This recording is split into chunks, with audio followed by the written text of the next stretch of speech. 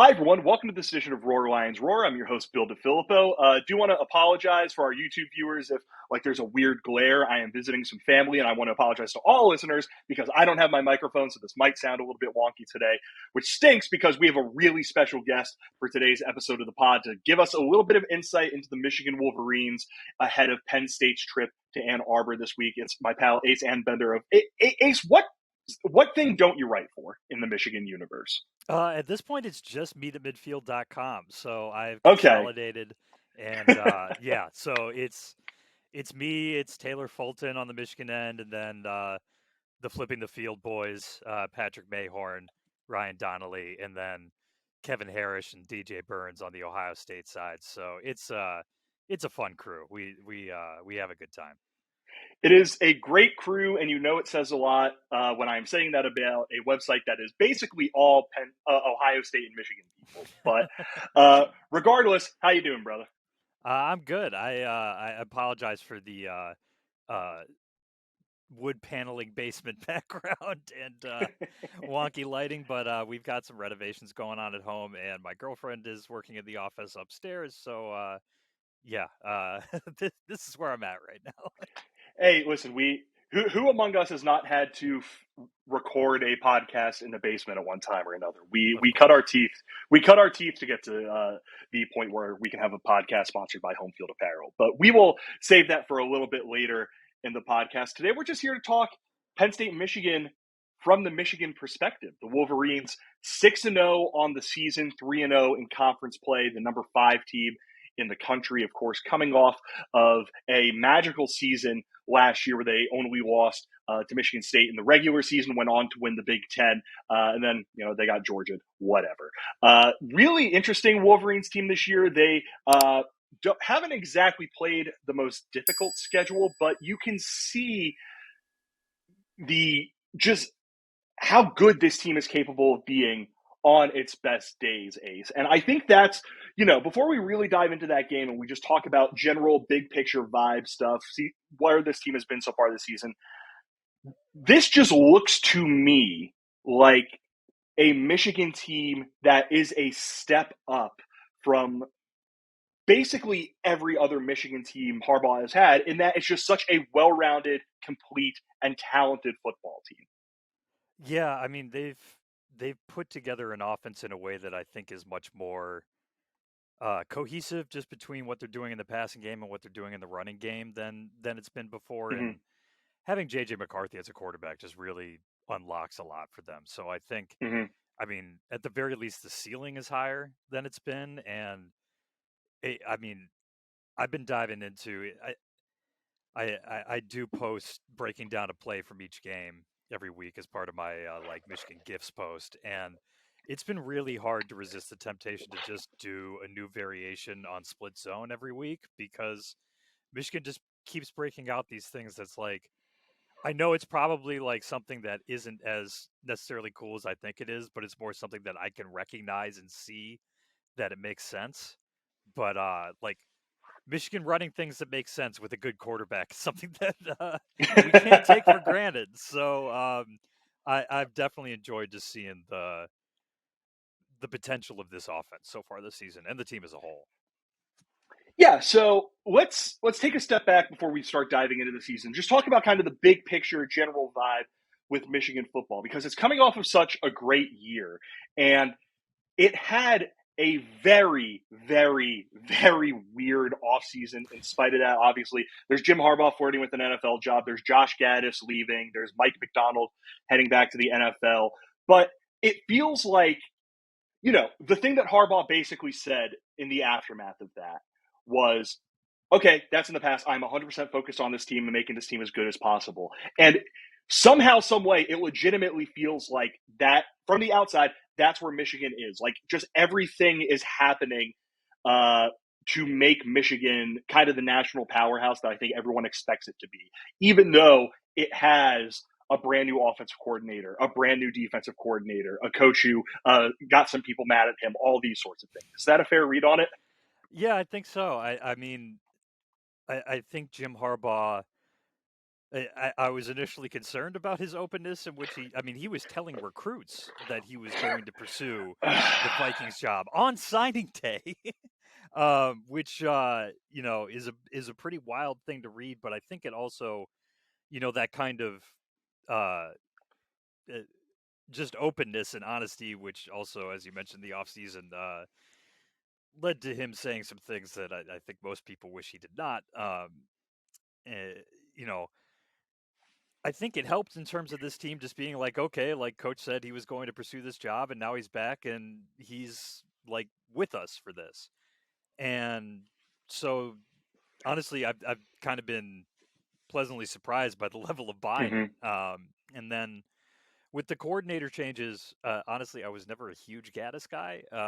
It just never seemed to fully come together in the way that it was supposed to under him. I thought Mike McDonald should have been the guy who was up nominated for the Broyles Award last year off of Michigan staff, and Gaddis won it, which was cool. But it was a little funny to see the offensive coordinator win it in a year where it really felt like the defensive coordinator was the guy who should have. And I think we're kind of seeing Mhm. um, evidence that that should have been the case this year, both in terms of even though Michigan lost both coordinators, there's continuity on both sides of the ball. Sharon Moore was a co-offensive coordinator last year. He's maintained that role. So he's more involved in the play calling a little bit, but Matt Weiss was on the staff last year as the quarterbacks coach. So there's the co-offensive coordinators are familiar with the system. It hasn't been a big change, and it seems like they've actually added a number of things. It helps to have McCarthy in there too. And then on defense, they brought in another Baltimore Ravens guy in Jesse Minter. So they've got a nice little system going with this John Harbaugh to Jim Harbaugh pipeline where they're just kind of bouncing coaches between the staffs, basically. I know Minter, did a couple years at Vandy, but they are basically running. It's pretty much the same scheme. Minter's maybe been a different style of play caller so far, but it's also difficult to get a read on it because Michigan's played one offense this year. Yeah. And that one offense is an offense that like everything they want to do is a means to an end to get Taulia Tagovailoa throwing the football down the field. So Yes. yeah. So like I guess my other question is that like it seems like all the stuff you mentioned about coaching is 100% correct. But then I go through and I look through who like the captains are, who the main contributors are to this Michigan team. And yeah, I lost Hassan Haskins, lost David Ajabo and Aiden Hutchinson. I know it lost some other players in the defense, but it's just amazing how much continuity it seems like there is from last year's Michigan team. Is that correct? Certainly on the offensive side of the ball, it is pretty much, other than losing Haskins, all the same playmakers, except you swap out quarterbacks and you feature Blake Corum more, and you also get Ronnie Bell back, and he's been the Yeah. number one receiver so far this year. He missed uh, pretty much the entirety.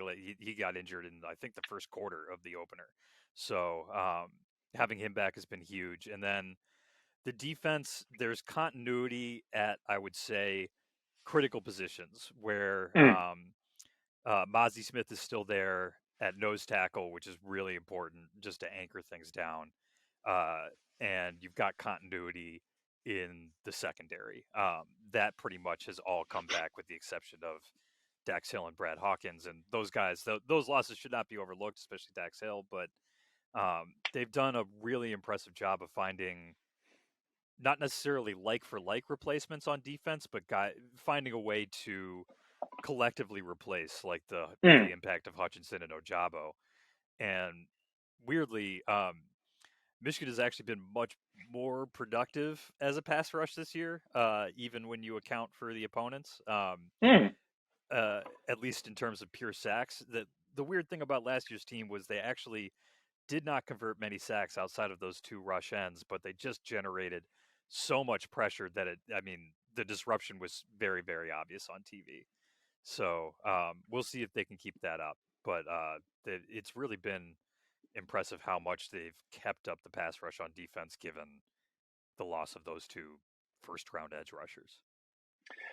Yes, I'm looking at it again, and Michigan had 7 sacks against Penn State last year, with 5 of them coming from Hutchinson and Ajabo, two like very good players. I'm actually interested to hear that because I I remember thinking in last year's game basically that like Hutchinson and Ojabo are just so good at pinning their ears back and getting home, but I felt like if you can I don't want to say take them out of a game. They're like the rest of Michigan's defense isn't going to necessarily attack you too much. So that is it's an interesting thing. We'll get into that in a second. But before we do that, I want to just ask about the season so far. Michigan, like we mentioned, number 5 team in the country, 6-0 on the year. Blowout wins in the non-conference against Colorado State, Hawaii, and UConn. Wins so far in Big Ten play: a 7-point win over Maryland, a 13-point win over Iowa at Iowa, a 21-point win at Indiana. They come into this game ranked 4th in SP plus, 8th offensively, 9th defensively, 3rd in special teams. And Ace, I guess kind of the general question that I have here, 2 parts. One, are they as good as the numbers indicate, or do you think that uh, they've just been one of those teams that has taken care of business against a schedule that they should be taking care of business against? And two, how do you feel about this team compared to last year's team at about this same point, the midway point of last year? Do you think they are farther ahead? Do you think they have a way to go? Do you think they're at about the same place, just kind of as a well-rounded team? Just how would you say those two things I would definitely say, I mean, I think it's totally fair to have Michigan 4th or 5th in the country, where the numbers kind of say they are right now, depending on compare? both in the polls and like SP plus. Um, I mean, both in terms of uh, coming up with an alternative for 4th best team in the country is not necessarily the easiest thing, unless you're a Clemson believer. And I mean, yes, the schedule has been awful. There are no two ways around that, especially since like the real games they've played in Big Ten have been against some pretty flawed teams. If you mash Maryland's offense and Iowa's defense together, you might really have something. You But have a really good football team. yeah, but we don't we haven't seen that. So we're definitely trying to extrapolate things from kind of minimal evidence, but that's the college football. Yeah. And I don't think you could ask for a whole lot more from Michigan over these first 6 games, except JJ McCarthy connecting on a few deep balls, which has kind of been the thing that everybody's looked at and gone, and looked at as a point of major concern is, oh, he's overthrown receivers on 4 or 5 deep shots so far this season, and these are passes he hit last season. He hit a deep shot to Ronnie Bell, like a couple games ago. It's not something I'm super concerned about, and when that's like at least on offense the major concern, you got to feel pretty good about it. And defensively is where like the offense. I believe the numbers. The defense is where I will be interested to see what happens when they face a high level team, because the linebacker level has been very shaky, and that's something that Iowa was never going to exploit. Maryland didn't really. That's not an offense that's designed to exploit that second level. They're more Hmm. trying to attack your secondary over the top, and so I.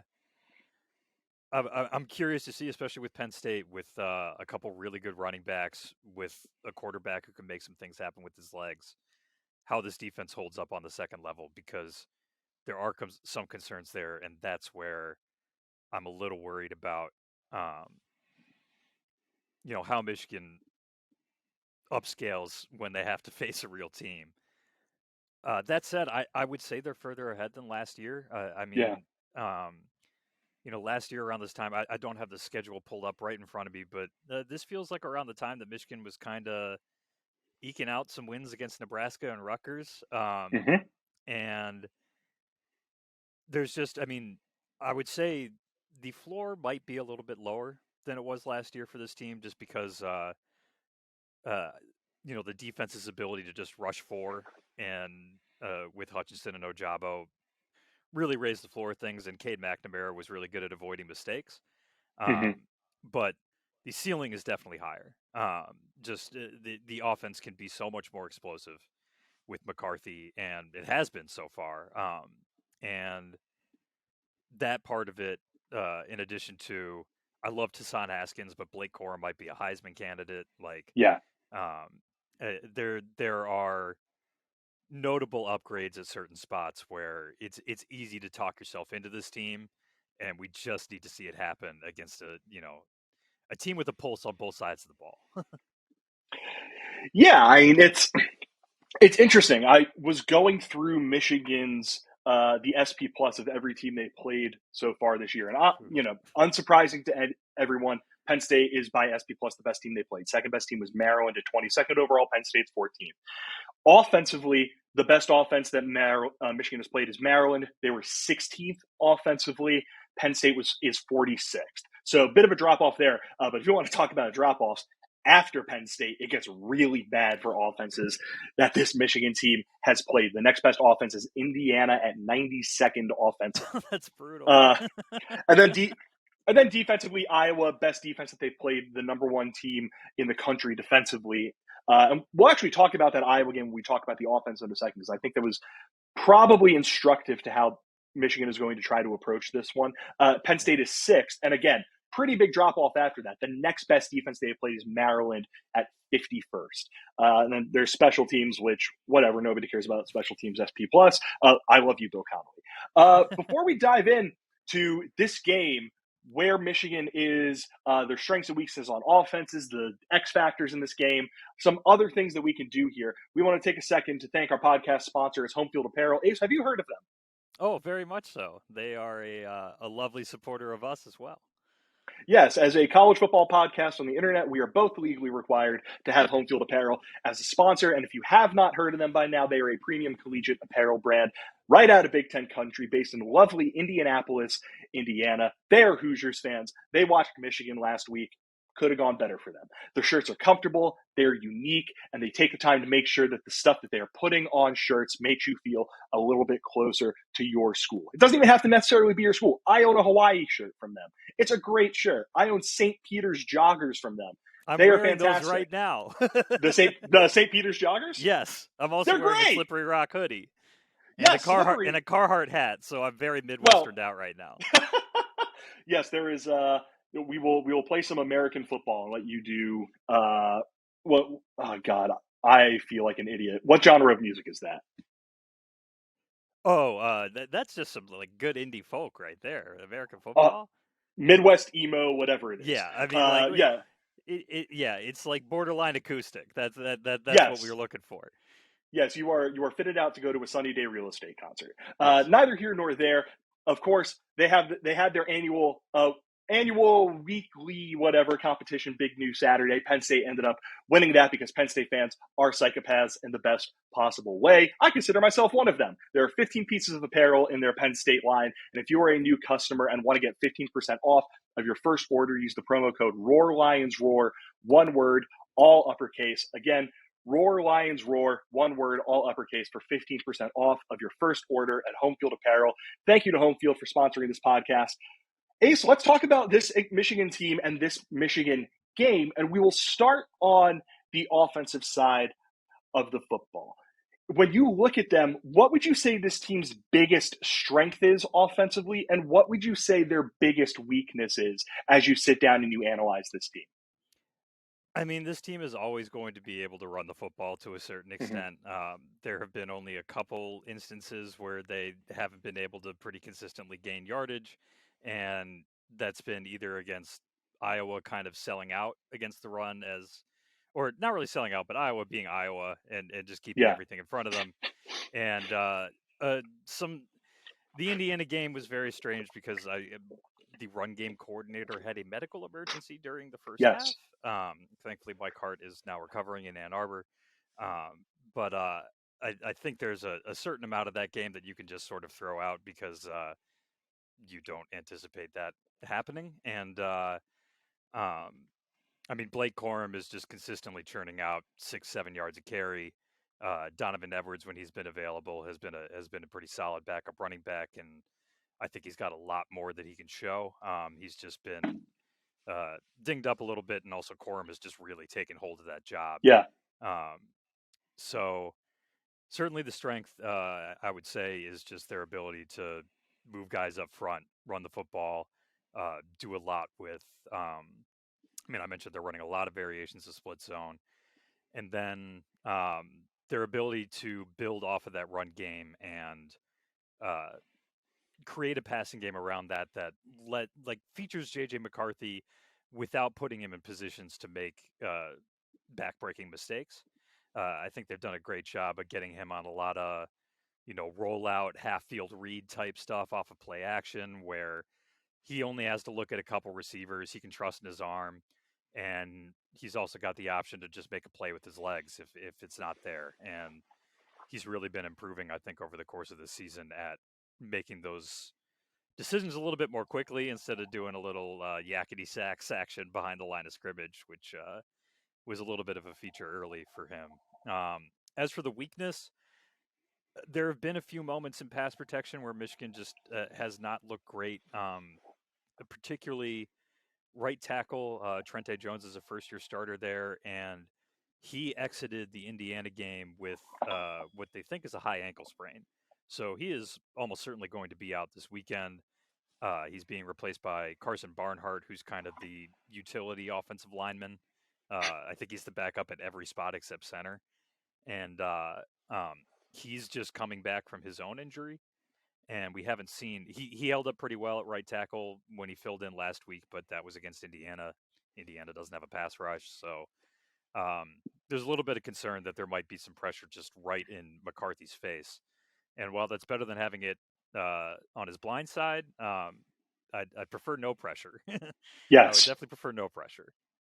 So that I think is kind of the weak point right now. But it's Michigan has also been able to kind of take what they want against defenses that have not been particularly strong outside of Iowa's. Yeah. So, I think Penn State fans, they know Blake Corum.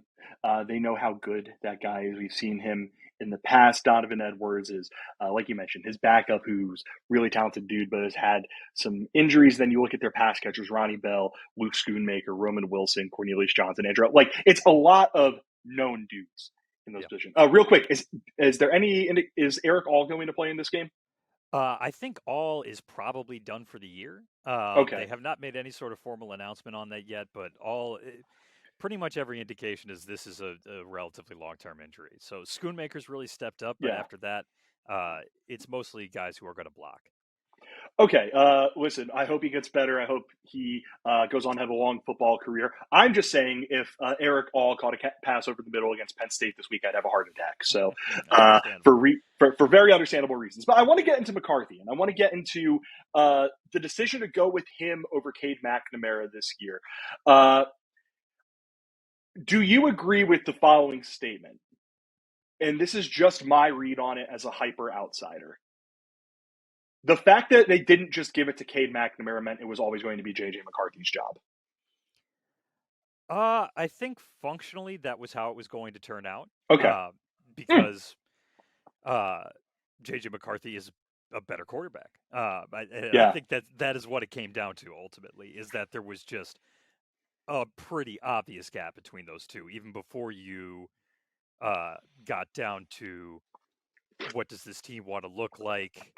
Do they want to there was the expectation that it was going to be kind of this thing where McCarthy avoiding negative plays as well as McNamara was going to be the decisive factor.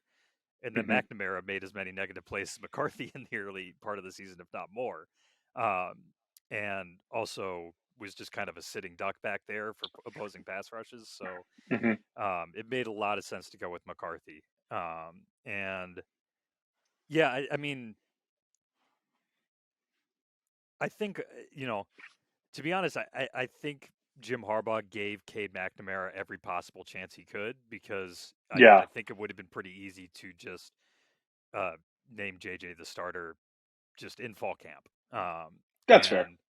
The schedule definitely set up where you could be like, no, let's actually determine this with in a competition during real games. And I think there was some benefit to that because,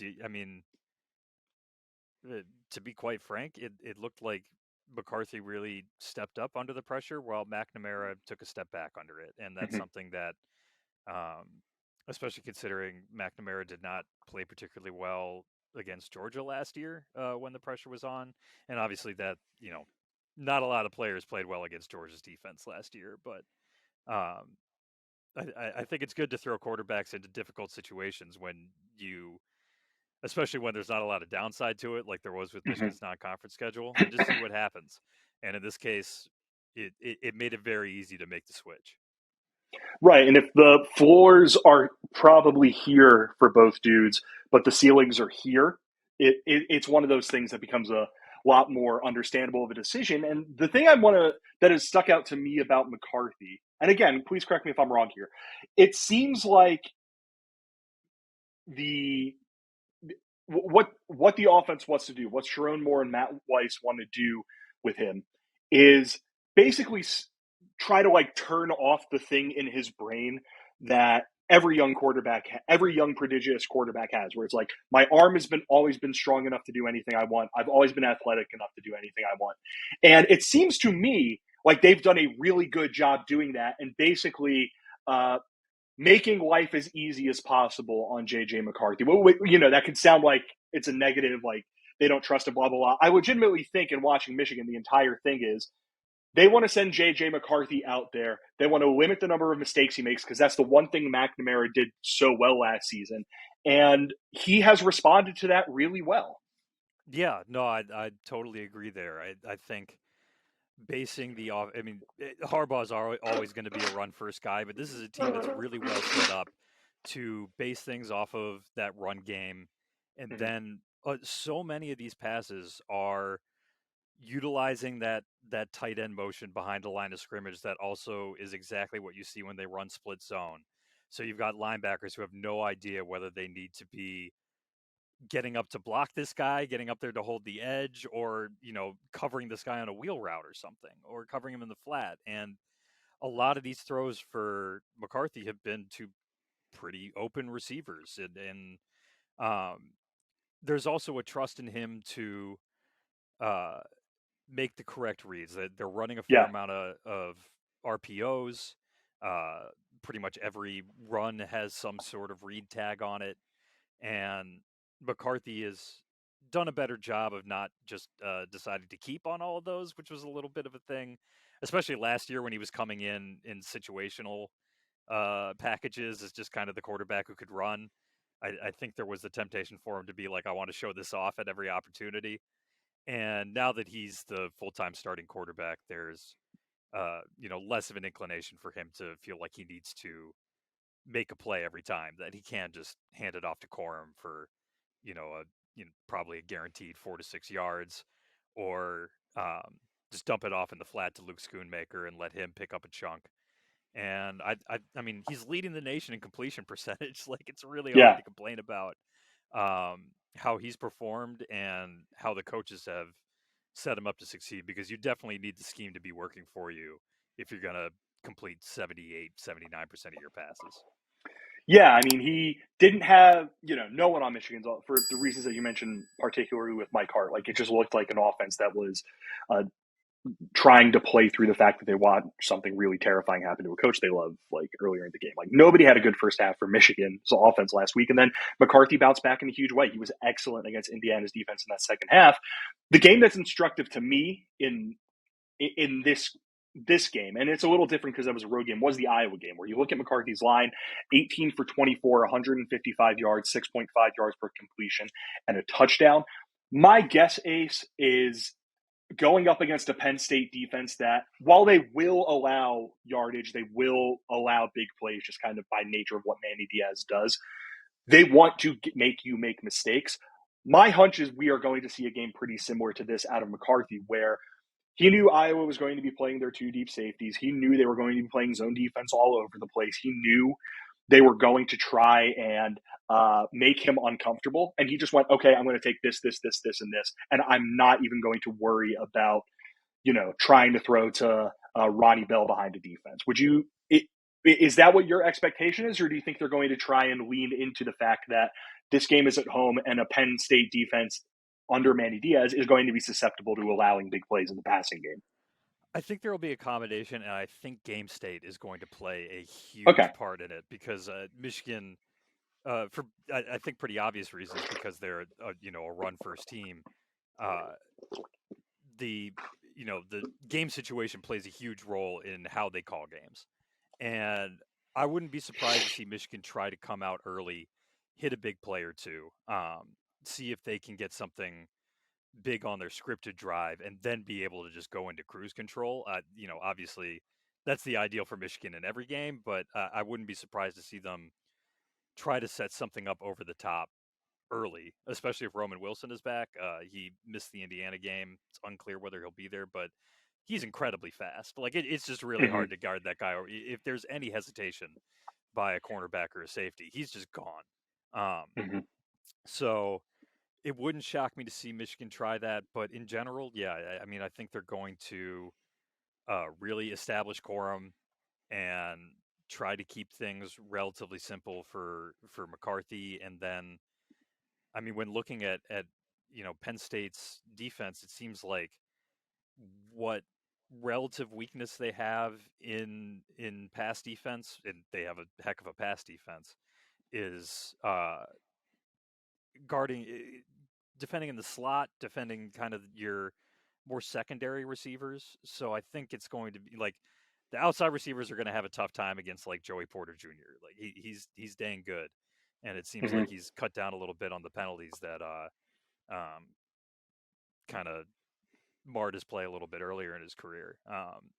But so they're not going to be able necessarily to target Ronnie Bell 15 times like they did against Indiana. But I think you're going to see Luke Schoonmaker get really involved, and Mm-hmm. maybe some more stuff with Donovan Edwards to try to mess with Penn State's linebacker level.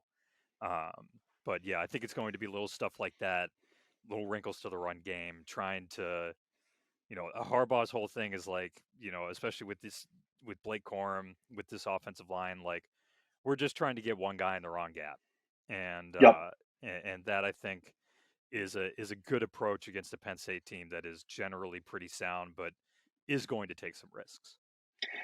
Yeah, I mean, one thing that I have, dog-eared for this game is that Penn State has, well, they are just 12th nationally in passing attempts per game. Like Penn State's defense is 12th nationally in raw passing attempts faced per game. They are last nationally in passing attempts faced per game. No defense has faced more passing attempts than them.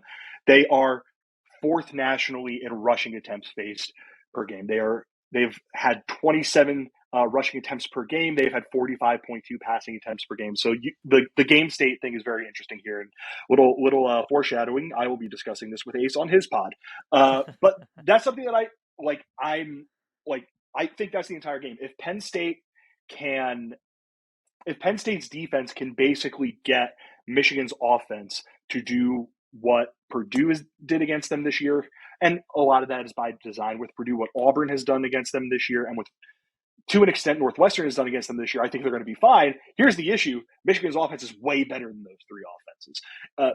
The one that is closest to them is Purdue, and Purdue is like just such a unique offense to have to go up against. So that's something I'm looking forward to, because I legitimately think the one big question I have about this Penn State defense is what happens when it has to actually stop a running game, and it's not just whatever the hell Auburn tries to do out there. Moving over to the other side of the football, Michigan's defense, it sounds to me, Ace, like you believe this is a talented Michigan defense, a good Michigan defense, but for how good and talented they are, and again, I would love for you to get into their strengths, this is a defense that is, there are some ways that Penn State can beat them. They have some weaknesses that Penn State could potentially exploit. Absolutely. I mean, the number one concern with this team is the linebacker level. There were problems against Iowa. Now, Iowa, their ability to take advantage of those problems was limited, but Indiana, kind of the same. I mean, Indiana's big plays and their touchdown, were just, they just leaked a running back out of the backfield, and nobody picked him up for a while. And the Michigan has had two issues I mean, they've got two starting inside linebackers. They run they say it's a 3-4. It's kind of just a 4-3 that's shifted. But they're two inside linebackers. Junior Colson is the returning starter. He started as a freshman last year. He got the freshman All-American tab, which is kind of a gift and a curse because it just mostly means that you played a lot. And he played a lot. He flashed a really high upside, which he has. He was a former top 100 recruit, but he also looked like a freshman a lot. And this year, he hasn't taken as big of a step forward as Michigan fans hoped. And Nikai Hill-Green, who was expected to start next to him, hasn't played yet this season. He's been hurt. They have not disclosed what that is or when he'll be back. This is Michigan. This is how they operate. So they do have a very experienced linebacker to step in for him, and Michael Barrett. But Barrett, he was the one who gave up the touchdown against Indiana, which was kind of surprising because usually coverage is his strong suit. But sometimes he can get a little caught up in the muck on the inside. He's a guy who moved up from kind of a hybrid safety role and eventually bulked up to inside linebacker. So there are some worries, especially if with Penn State with Nick Singleton. If Penn State delivers him to the second level, I can see him ripping off some pretty big plays, and in a game that might be determined by who gets a couple of those. That's a significant concern for Michigan's defense.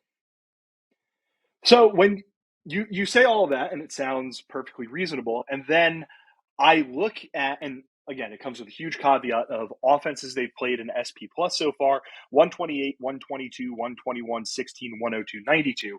But you look at this Michigan team, and it's allowing 5.1 yards per completion, or yards per attempt, apologies, and it is allowing 2.6 yards per rush. Both of those are in the top 10 nationally. So, what is the stuff on this Michigan defense that you think they do especially well and has made it so, even when you kind of take a step back from Colorado State, Hawaii, UConn, Maryland, Iowa, Indiana, you can think, oh, you know what, this is a defense that can have them in contention to win the Big Ten, can have them in contention to make it to the playoff, all that sort of thing. Maryland definitely helped in terms of showing that. I had a good deal of belief in these cornerbacks in particular and the secondary in general before the season, and they absolutely locked Maryland's receivers down. And Maryland has, Raheem Jarrett, Dante Demas, Jacob Copeland. They've got They an got good excellent players. receiving core. And DJ Turner is kind of the headliner quarterback. He has lived up to expectation. He is a lockdown guy there, and he kind of overshadows Jamon Green, who almost never gets noticed because he just doesn't get thrown at for the most part because he's just always in the pocket of his receiver. He's a really long cornerback, so even if the ball gets put at, like, most of the throws that have been in his direction have basically just been punted out of bounds on the sideline because there's just nothing to throw at. So between that and obviously the loss of Dax Hill was, thought to be really major for a team that did not have an obvious replacement at slot corner. Hill was just a huge part of this defense last year. But Mike Sainristil has flipped over from wide receiver and been awesome in the slot. And I'll be curious to see how that holds up against elite teams, but he fared well against Maryland, and he's been, in addition to being good in coverage, he has actually been one of Michigan's better blitzers, which is wild because he's tiny. He looks really undersized out there, but he's an extremely physical player, just a very natural football player, and probably the most pleasant surprise of this whole team this year, because that was a spot I was deeply worried about this year. And then the safeties have been pretty solid, and the defensive line, Smith and Chris Jenkins, really anchor things against the run up front. Mike Morris has been awesome. He's like, I don't know what they list him as, but he's probably playing, defensive end at 290. And he has been one of Michigan's more effective edge rushers, in addition to just being a guy who you don't run at him. Like, it doesn't work. And they've had some younger players emerging at defensive tackle, particularly Mason Graham, a true freshman who came in at like 320. Yeah, they've got some really good-looking young players, and then to help kind of replace The edge rushers, a guy who's really coming on is Iyabi Oki, who was formerly known as Iyabi Anoma, the 5-star who has had a bit of a vagabond college career. Uh, there weren't really any. I don't like the expectation was just this is a total flyer when Michigan took him in as a transfer because he'd been kicked out off Alabama's team. He had I think left Houston before even playing for them. Ended up at an FCS school. So this was just taking a total chance on a guy that Michigan recruited out of high school as a 5-star and seeing if he matured to the point that they could utilize that talent. And he is coming on tremendously over the last few weeks. He flashed right from the beginning. You could see the athleticism, and Yeah. now he's starting to get closer to a starter share of the snaps. He has totally usurped Taylor Upshaw on the depth chart, and he completely raises the ceiling of this defense because they don't have a dynamic pass rusher like him. They have some good ones. Jalen Harrell's been pretty good, but he's more of just like a very consistent player, a player who can get home on well-designed blitzes, whereas Oki is somebody who can just make it happen on his own. And with Michigan's ability to get push along the rest of that defensive line, um, they can really collapse pockets, which is something that, especially against Sean Clifford, they're gonna need to maintain that pocket integrity.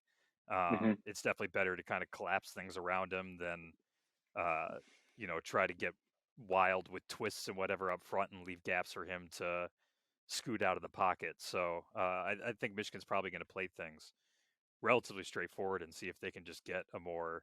They'll still blitz. They've been more blitz happy with Jesse Minter than they were under Mike McDonald so far.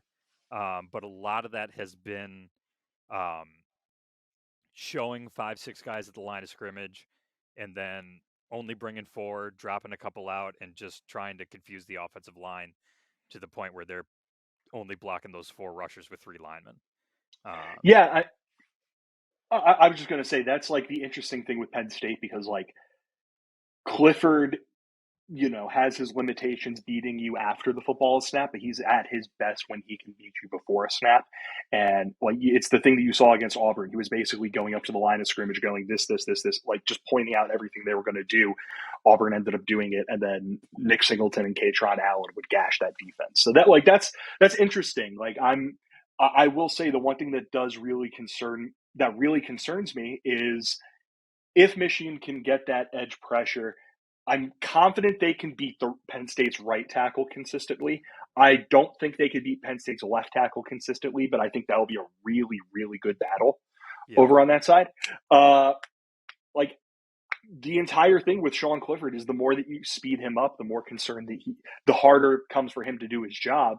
And if you can speed him up after the snap and make life difficult on him before the snap, Ace, that's where I think if Michigan runs away with this or puts a total lid on Penn State's offense, I think that's where it comes into play.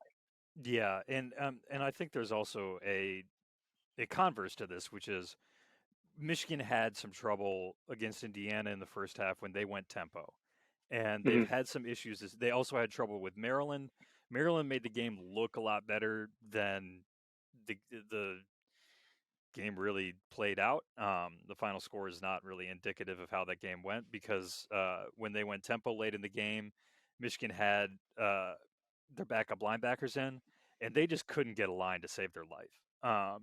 So there have been some issues over the past couple weeks in terms of just getting guys in the right spot before the snap. So I think Penn State is a team that has utilized tempo, Mm-hmm. over the years.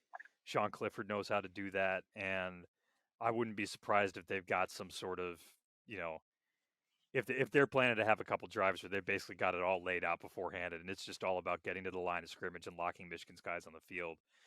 Because the best way Michigan has been able to combat that so far has been Indiana tried to sub while going tempo, and that's how you get a delay game. The refs missed that call actually once and and called an illegal substitution on Michigan. That was total BS. But Michigan God. got a critical delay game against Indiana later in that game when the refs actually remembered the rules. and that kind of took Indiana out of going tempo on Michigan. But um, this is, it seems like a defense that sometimes has a certain level of complication to it. Michigan is trying to do some rotation, both up front and at the linebacker level. And occasionally they can get caught out on that. So I think there will be some opportunities for Penn State to see if they can lock the wrong guys on the field, or just get Michigan confused with some tempo.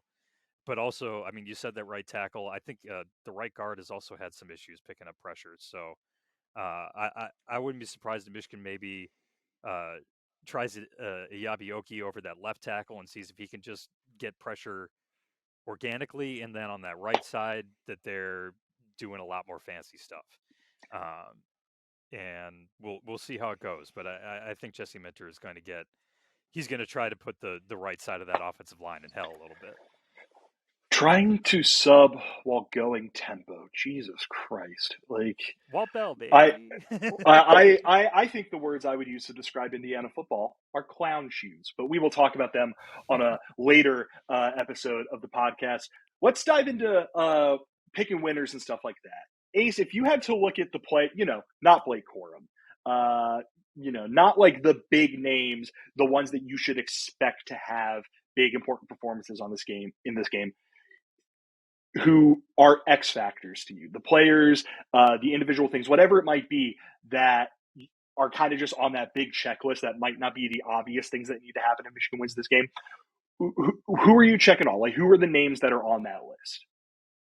Ooh, that's a good one. I think RJ Moten is really starting to come into his own a little bit at safety, where the couple, like, he hasn't been tested much downfield for, I mean, we've discussed the schedule, but he made a really spectacular interception coming over from center field against Maryland, and actually tipped the ball to himself and caught it. And his issue last year was he gave himself the opportunity for a couple picks and then just showed bricks for hands, and that was a little surprising because he was a MLB prospect level center fielder, which I guess doesn't necessarily mean you have great hands, because you do have the glove. The glove definitely helps, but you can see that baseball kind of tracking ability when he plays free safety.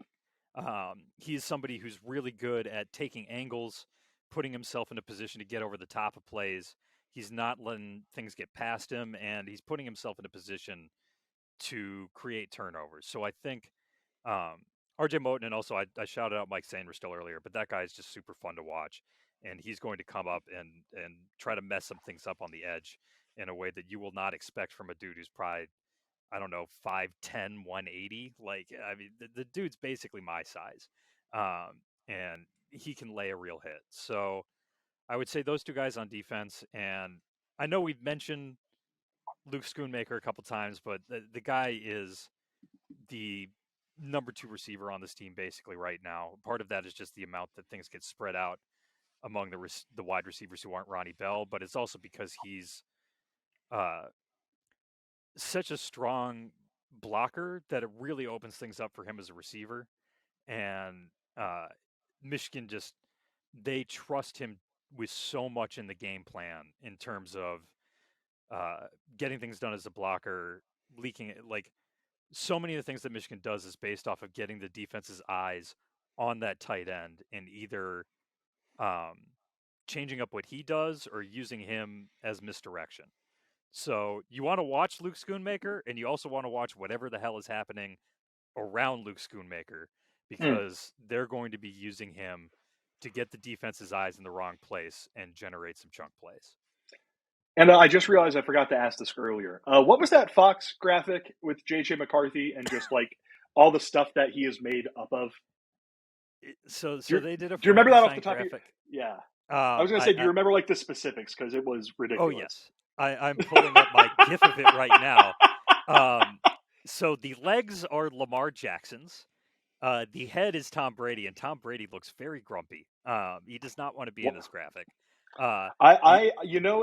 Ace, I liken that more to the divorce, but that's neither here nor there. Oh, yes. No, that's totally fair.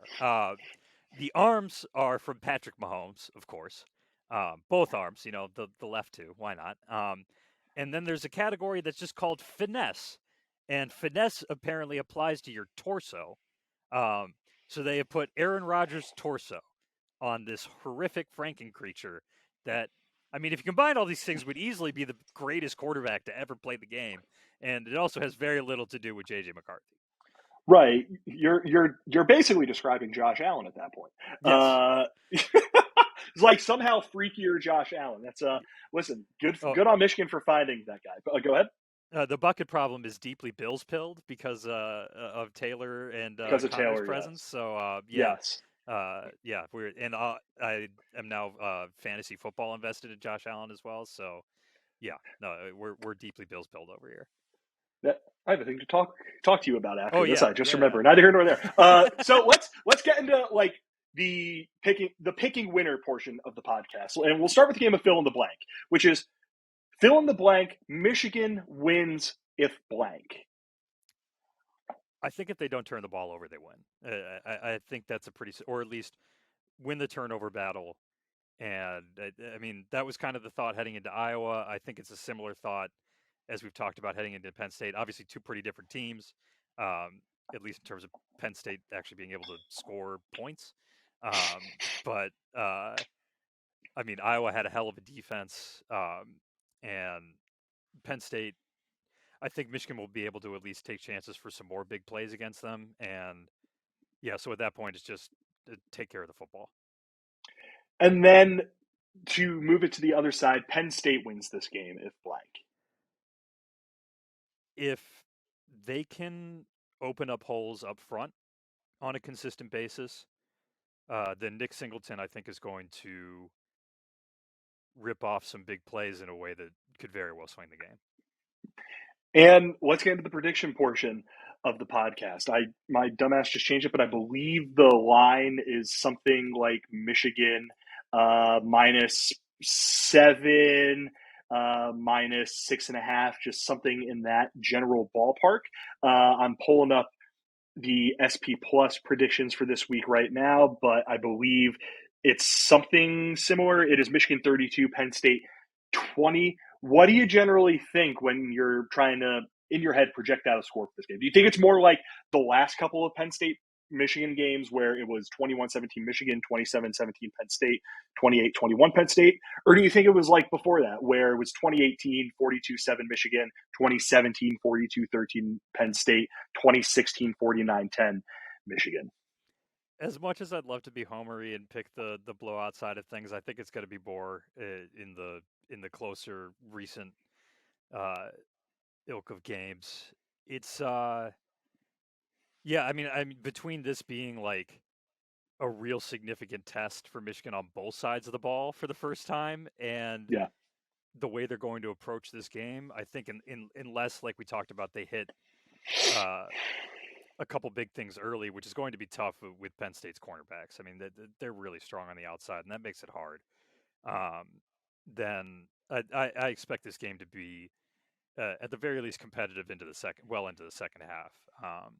I will admit I did make one of my predictions that Michigan will cover, but I am also I love Bill Connolly, and that's his. He's got a pretty strong Michigan cover pick out there, and I do think that there.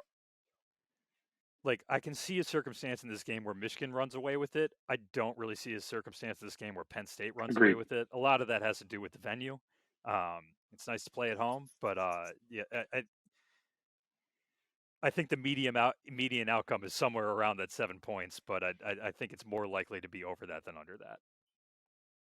I think I'm inclined to agree. I'm going to give a quick hat tip to the fine folks over at Hardcore Penn State Football and their podcast. They have tweeted out a stat, which was Penn State's record with Clifford at quarterback when they run the ball fewer than 29 times in a game, 16-1. When they run it 30 plus times, 9-9. Or no, this is just when Clifford throws the ball. Apologies. When Clifford throws it less than 29 times, 16-1. When he throws it 30 plus times, 9-9, 35 plus times, 1-5. I think this just gets to the general thing with this game, which is that even beyond the fact that it's on the road and you just want to do this on the road as a general thing, I think Penn State needs to be able to run the ball. And I think if Penn State can basically turn this into a gross, grimy game where they are running the football and keeping the ball out of Michigan's offense's hands, and most importantly, keeping their defense from being exhausted, they're going to have a chance. I just don't know if they're going to be able to do that.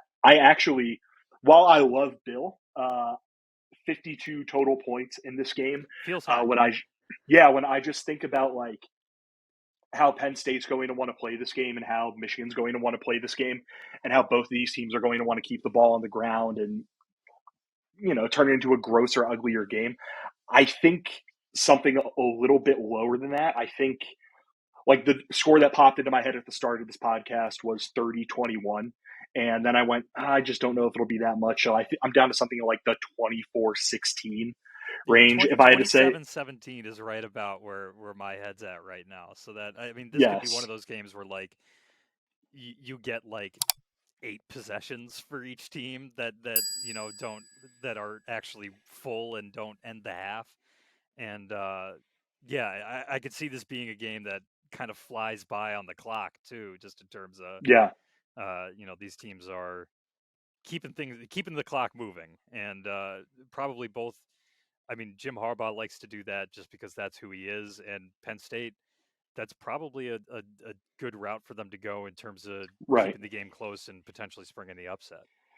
Right. You want Nicholas, if you're Penn State, and my guess is if you're Michigan too, the more that Nick Singleton and Katron Allen can impact this football game, the better things go for Penn State. Absolutely. And I just generally think that's going to be how this game plays out. But it should be a fun one. I hope it's a quick one because I'm going to the Yankee game in Cleveland that night. So let's get this wrapped up nice and tidily, fellas. And speaking of wrapping things up nice and tidily, Ace, tell the people where they can find your stuff. You can find me at meetatmidfield.com. It's like we said earlier, a wonderful meeting place for Ohio State and Michigan fans. We've also got a lot of Penn State fans on the board. We cover Big Ten stuff. We cover national stuff. So it's worth checking out and signing up. And then I'm on Twitter at Ace Anbender. Find me there. And you can find me also at Bucket Problem for the podcast, which as Bill hinted at earlier, he will be on a premium show this week. So we'll be getting even more of this, but from the opposite perspective. Yes, it should be a blast, just like this entire podcast was a blast. Ace, thank you so much for coming on, and thank you to everyone for listening to this edition of the podcast. As always, make sure you're subscribing wherever you go and get your podcast. Head to the Linktree link in our Twitter bio to see everywhere you potentially go. And if it's a platform where you can give us a rating and leave a description, I'm doing great. Leave a description. By all means, please go ahead and do that. This stuff really does help. Make sure you're following us at the Twitter account at RLRblog. And as always, make sure you are going over to Home Field Apparel, sponsor of this podcast. And if it's your first order using the promo code RoarLionsRoar, one word, all uppercase, for 15% off of your first order. One last time, thank you everyone for listening to this edition of Roar Lions Roar. I'm Bill DeFilippo. Take care, everyone.